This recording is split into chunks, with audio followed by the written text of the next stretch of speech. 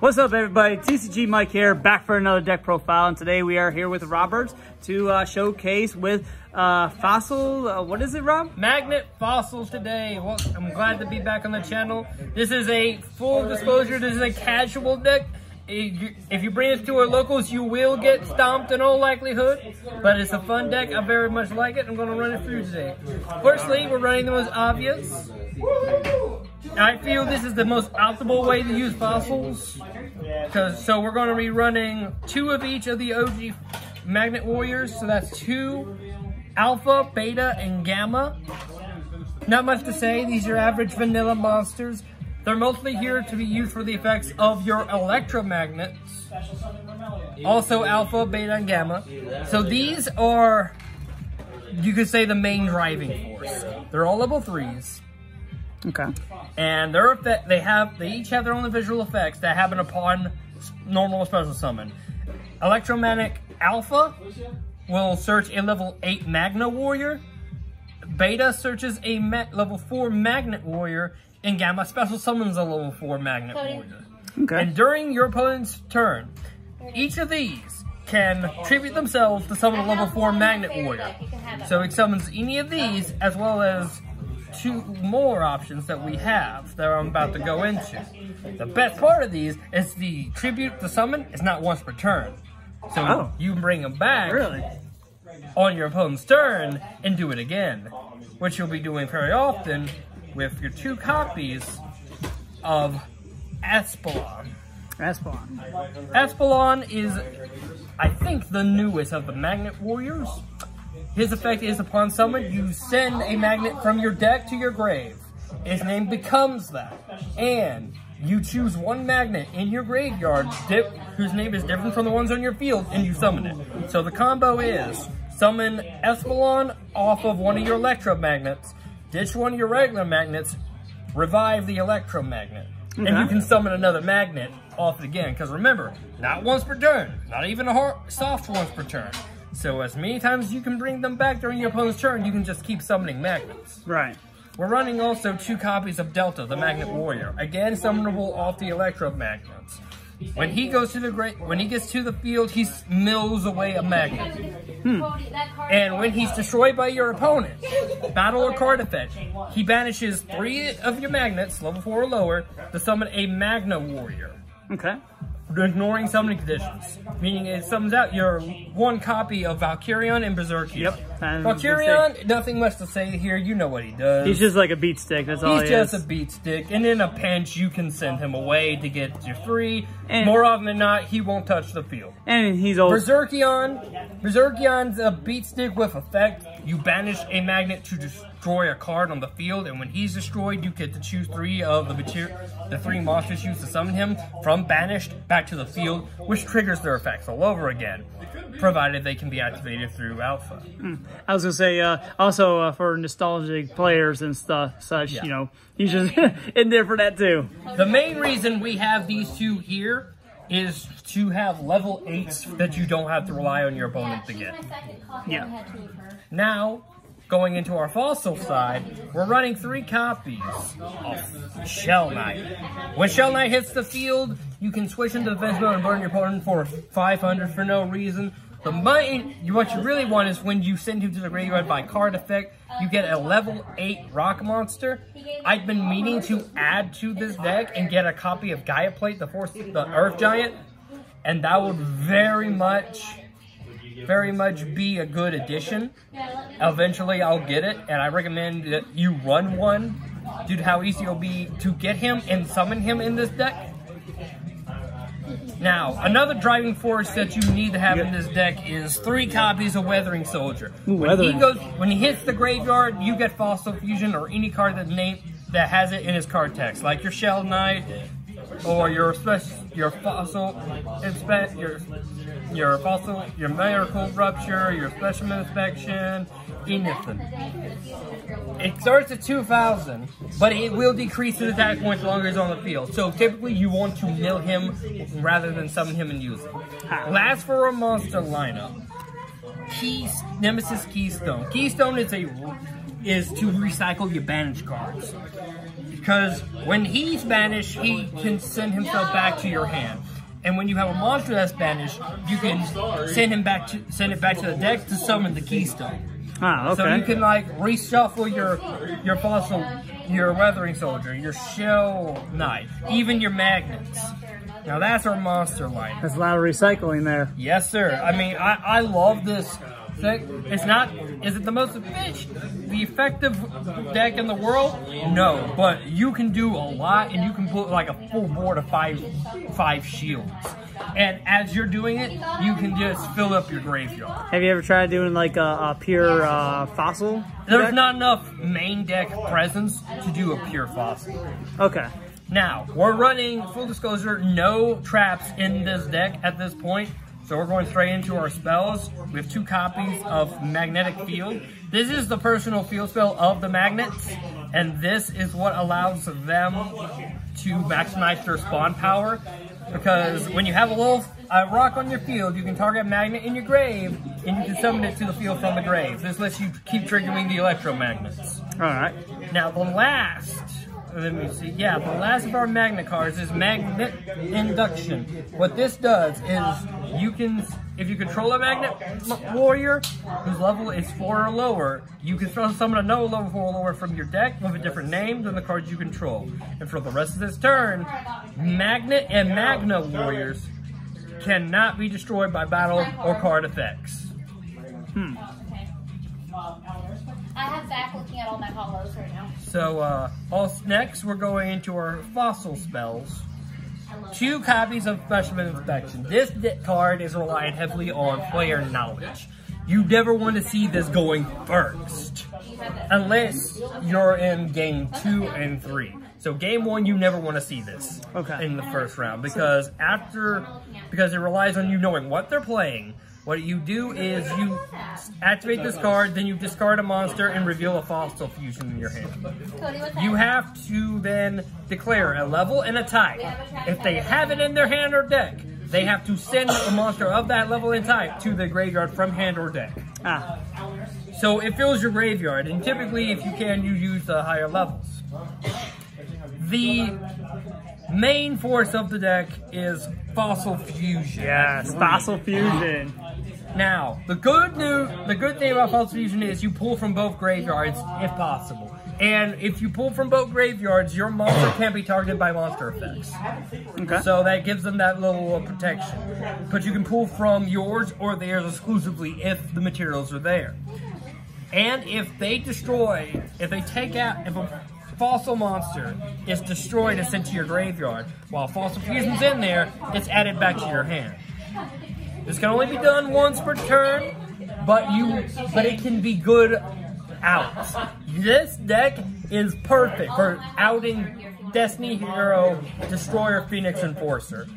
You force him to pop your fusion monster with an effect like you're going to summon out Convoy or one of your big monsters.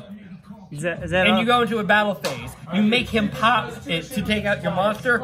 It'll be added to your hand. And then you go to main phase 2, and you use him to make another monster, because this is not a once per turn. Wow. You can play as many Fossil Fusions as you want per turn as you can. Is that also good against Baron?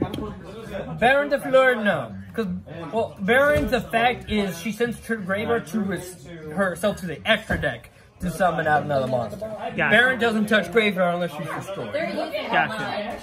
Alright. And, the downside is... I gotta play man. Oh, get the Vocaloid one. The downside is Get the Vocaloid one. that each of the fossil monsters can only be summoned by Fossil Fusion. Gotcha. So if they take out all 3 copies of your Fossil Fusion, there's nothing you can do. Yep. Where's my other wife in that? So keep that in mind. We're actually running 3 copies of Miracle Rupture. Miracle Rupture? Miracle Rupture is you send 1 card from your deck, 1 rock from your deck to your graveyard. If you have Fossil Fusion in your graveyard, you get to draw a card after that. So, mostly you're going to use it to send Weathering Soldier to get Fossil Fusion, but if you have Fossil Fusion in the graveyard, you can get your another one, then draw. Which is which is great to have on hand. Finally, for main deck, we're running 3 copies of Time Stream. Time Stream is like a level up card. Like y'all school players, you know level up from like the Armed Dragons, where it boosts 5 to 7. This is basically a level up, where your levels in your deck are 4, 6, and 8. So you send your level 4, for example, to the graveyard to summon your level 6 fossil monster, and so on and so forth.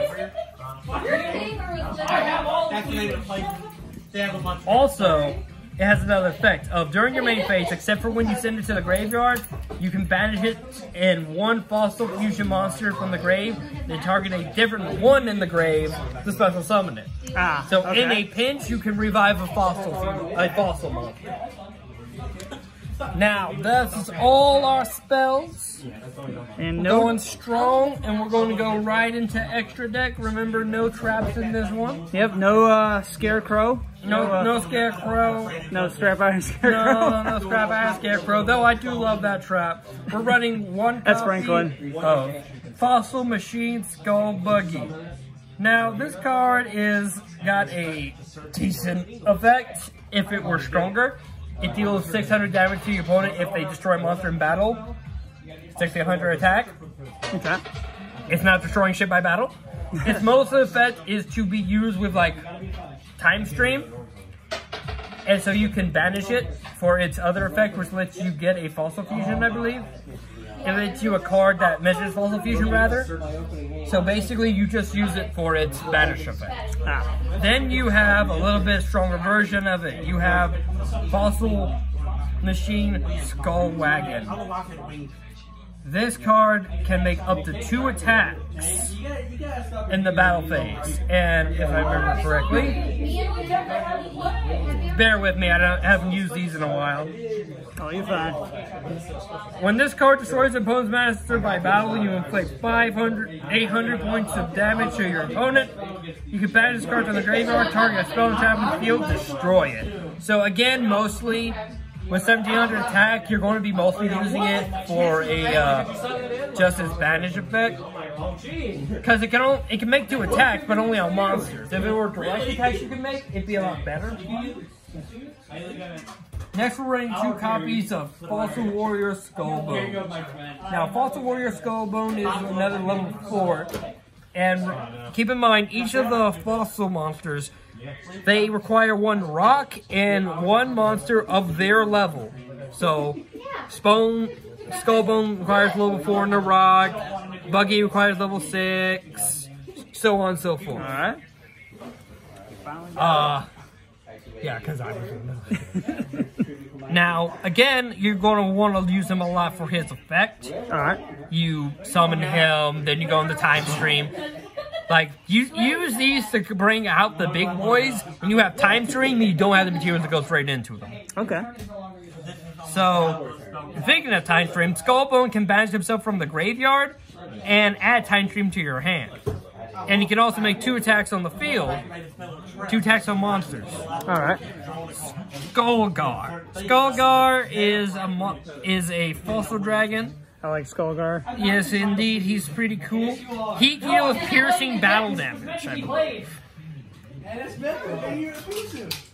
Yes, he deals piercing battle damage, and by banishing him from the graveyard, you can add Fossil Fusion to your hand.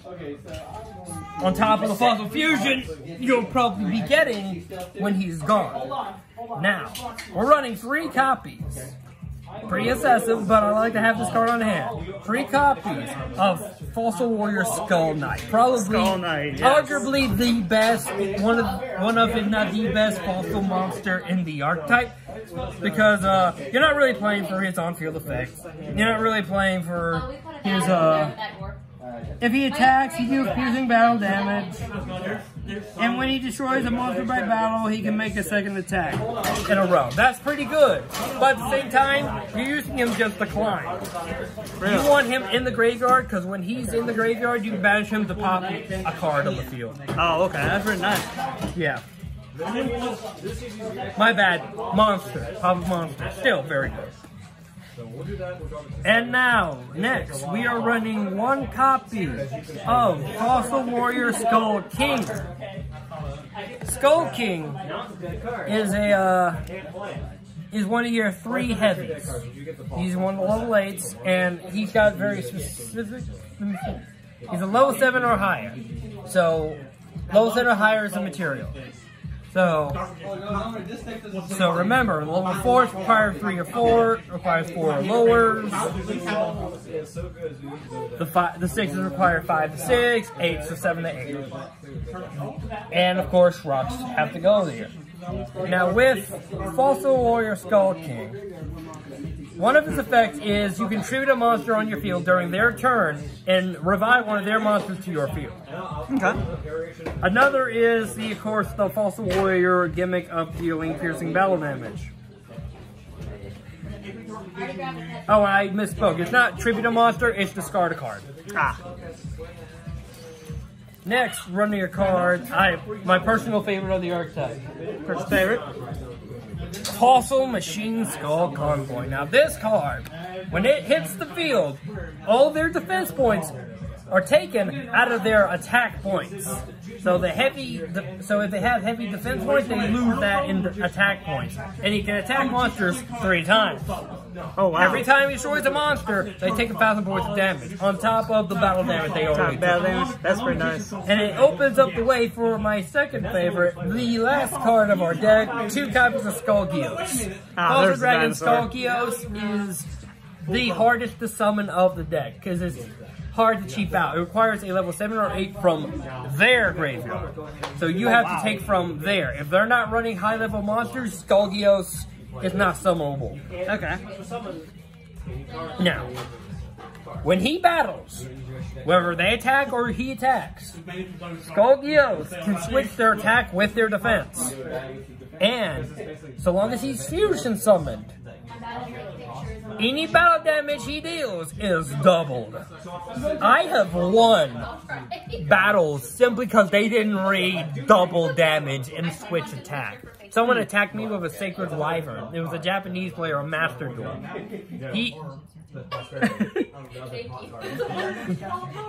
Japanese player on Master Duel. He attacked with Sacred Wyvern. He had Herald of Ultimates. He had the card in his hand to negate, but it was during damage depth, so he couldn't do it quick enough because of spell speed. So when Wyvern attacked, despite the difference in our defense our life points, boosting him up, the attack points and defense points were switched. We put Yugioh ahead of the Wyvern. So he took the hit, and he just could not recover. Huh. And I got no side deck because, again, this is a casual deck. So this is the end of my Fossil archetype. This will be in the casual category. I very much love this deck. Alright. It's a deck that I saw in Yu-Gi-Oh! GX and always wanted to use it, and I was so hyped when it finally got printed. I know, I was too. I'm glad to showcase it to y'all today. I appreciate that, Robert. Thank you, man. And you did do the Scrap Dinos, so anybody want to check that out too? The Scrap Dinos and the Predator Plants, he also did. So just check out the video. Yep, and Triple D's as well is on very well on the list. So Robert, thank you for being here again with the Magnet Warrior Fossil deck. All right. Thanks for having me again, man. All right, everyone, appreciate you watching, and check it next time.